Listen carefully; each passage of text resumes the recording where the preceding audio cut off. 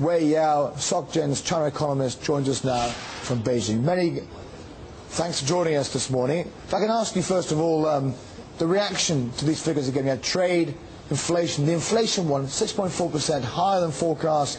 How concerned should the PBOC be? Well, the headline year-on-year number certainly was very concerning because of the deposit rate right now is only 3.5%. So the real deposit rate has been negative for 17 months, and based on the trend, it will continue to be negative. But the talks from the PBOC Governor Zhou and also the advisor Li Daokui all sounded quite dovish. Because based on their argument, we should focus on the month-over-month gain, which does make sense because the month-over-month gain was much narrower, and also almost all contributed by the food prices. But we still think they need to do something to anchor inflation expectation. I mean, overall, the figures you mentioned, food prices, pork, for example, rising almost 60% over the period again. But the trade balance, 22.27 billion, the highest in 7 months. Exports, slowest since December at 17.9%. Imports, weakest since November 2009. And PPI also 7.1%. So all this is a concern because it means, obviously, inflation's picking up. With the trade figure, there's more cash in the system.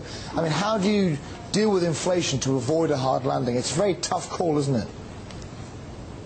Yeah, exactly. And we actually sense a noticeable shift in PBOC talks. They sounded much less hawkish than several months back.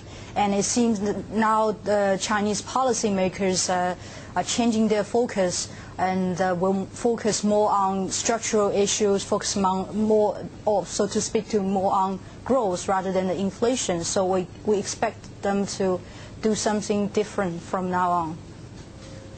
You did mention there are reasons for small relief, that is non-food prices gaining less or in fact falling. Is that enough to use the word relief? Well, we don't think so, but what we think doesn't matter as much as what PBOC thinks. Clearly, it seems to us that the PBOC does think that the worst of inflation has passed us, and they could afford focusing on other issues rather than inflation. Your report says should, would or could, referring to the rate increases. We don't want to see another rate rise, do you, this year? But the reserve requirement ratios maybe do deserve an increase, but that's not the best strategy, you're saying? Yeah, true. When we talk about should versus would, actually we think the PBOC should hike interest rates because of the negative real deposit rate has weakened the formal banking system quite a lot, and at the same time the non-banking financial institutions are booming, and we all know these institutions are unregulated, so this could be potential risk to the whole system.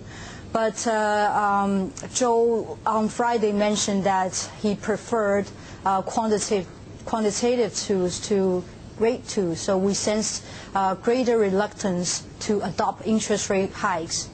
That's why we are calling for no more interest rate hike this year, but 2 more required reserve ratio hikes this year. But we don't think this is the best way.